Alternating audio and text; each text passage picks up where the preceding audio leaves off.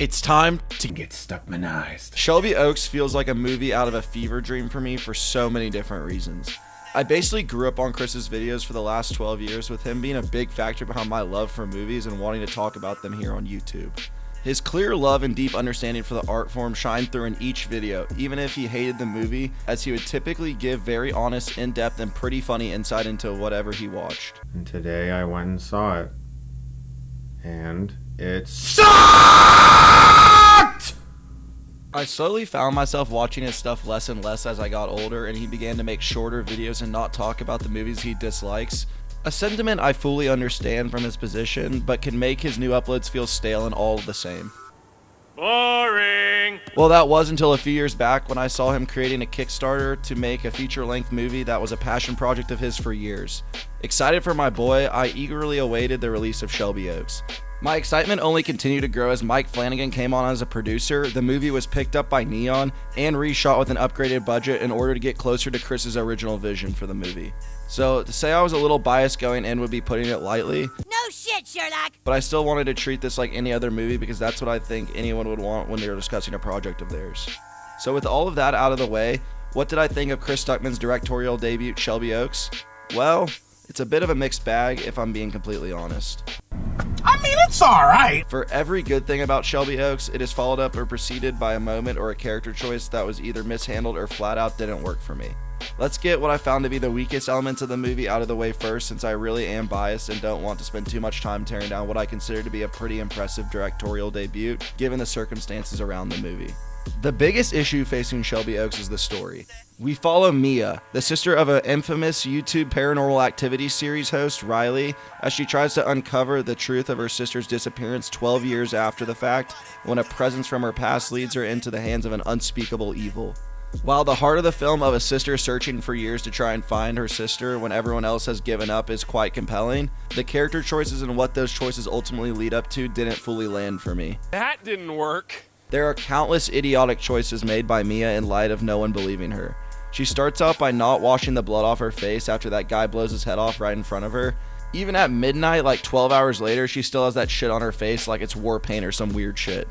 After a 2-sentence argument that was more like a mild and understandable disagreement with her husband, who serves a negative purpose in the story, Mia decides to go alone to an abandoned prison that she believes to be connected to the demonic presence. What? I have so many questions. For starters, why is the husband character even in the movie? He's in like 2 scenes and is really just there to state he doesn't think she is well in the head. You don't say! But if you're going to have him there, why wouldn't Mia have him go with her to the prison? Just because he didn't believe her, which was justified from his POV, doesn't mean he would not go with her to an abandoned prison. Plus, it could have made for an exciting kill at some point. Such a waste. I would have maybe let this slide, but she immediately goes wandering into the woods towards an amusement park after having her head nearly taken off by a hellhound at the prison. Why wouldn't you go back home immediately and tell someone about that shit, or call the cops, or I don't know, something? What the fuck are you doing? Why does she follow the hellhound immediately after being chased out of the prison by it? There needed to be some sort of scene or explained reason for the switch up. Why would you go in the cabin when you clearly see the black mold that you just saw growing in the prison cell? But I guess that goes along with her being a dumbass.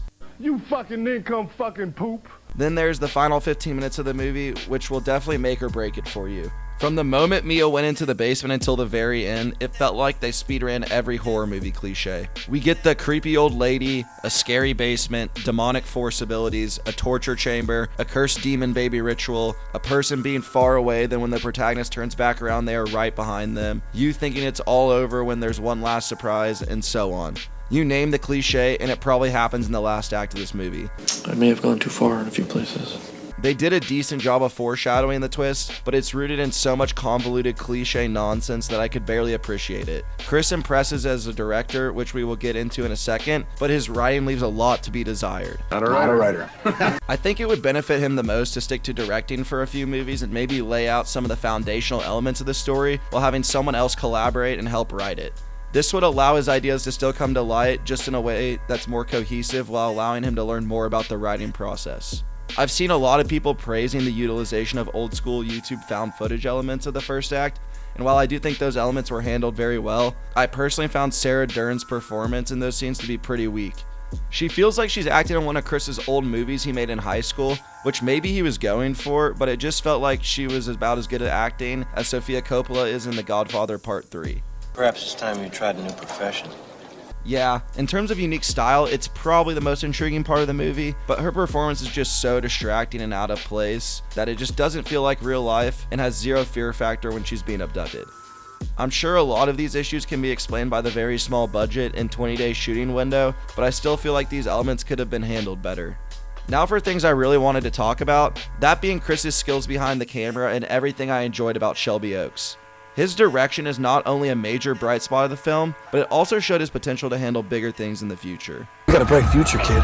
There were a lot of callbacks and obvious references to Chris's short films, which I thought was a bit amateurish, but also had this very endearing, almost nostalgic quality to it that took me back to watching his movies growing up.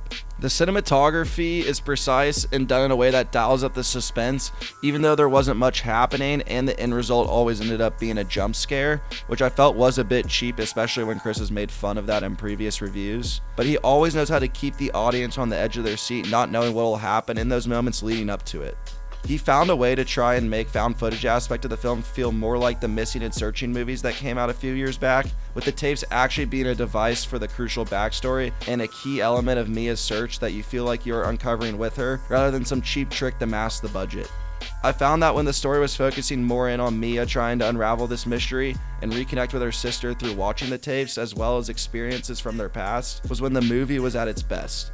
It's those moments that felt the most relatable, and a lot of that probably has to do with the fact that Chris drew comparisons to his real life estrangement from his sister for years due to their religion growing up, which he's made a whole video about and gone into better than I ever could.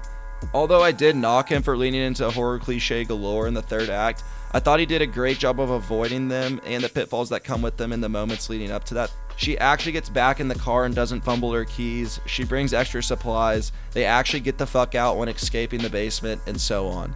Obviously he couldn't avoid all the trappings of the genre, but you can see he made an effort at least at some point. Perhaps I treated you too harshly. Chris also did a great job of keeping the movie constantly in motion. There is no downtime, with every second being fully utilized to push the story forward, which I can always respect. Now, I couldn't go any longer without mentioning the absolute carry job by Camille Sullivan. Her performance isn't even in the same stratosphere as anyone else in the movie. She feels like she's acting in a Best Picture contender while everyone else is acting like they're in an indie film. No offense to any of them. Come on, guys, I'm carrying the team. The entire first and second act hinge on you believing the character's grief would push her far enough to get through the horrors unfolding before her eyes, whether it's reacting to the tapes that feature mediocre acting or her interacting with CGI dogs and demons. The entire film's believability is put on her shoulders, and she carries it through to the finish line valiantly. That first breakdown of her watching the second tape and her reconnecting with her sister are probably my two favorite scenes in the movie, and that's because I don't even see anyone acting, rather a real person completely overcome with raw emotion.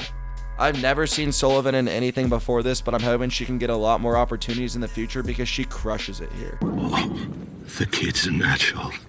Robin Bartlett also gives a pretty solid performance as the creepy old lady.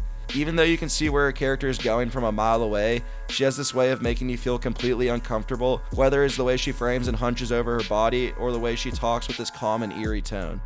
I know I hated on her performance a bit, but Sarah Dern does a pretty good job once she is given room to perform outside the constraints of YouTube videos and videotapes. What's wrong about you? The other major thing that stood out to me was the score. I'm not the best at explaining the technical aspects of it, so I won't try to go too in depth in hopes of sounding much smarter than I am, but the best way I can describe it is that it's something about it reminded me so much of Michael Giacchino's score from The Batman, except it had more of a horror, eerie flair to it. The scares and tense moments hit just a little bit extra thanks to the solid work of Andrew Grush and Taylor Stewart. So good. Although Shelby Oaks didn't end up living up to the highs of another recent YouTube success story like the Filippo brothers with Talk to Me and Bring Her Back, it's not a bad start at all. Chris shows his unquestionable ability to helm a film, he just needs some help reining in his ideas into a more cohesive full picture. I'm hopeful we get to see him make his sophomore effort as soon as possible, and we all better make sure to petition to get Camille Sullivan some big time roles because she was the truth in here. All in all, a bit of a mixed bag, so I'm going to have to give Shelby Oaks a middling but honorable 5.5 out of 10. Here's to the future of being Stuckmannized. Thank you guys so much for watching. If you made it this far, please make sure to like, comment, and subscribe, and be sure to be ready for more videos coming very soon.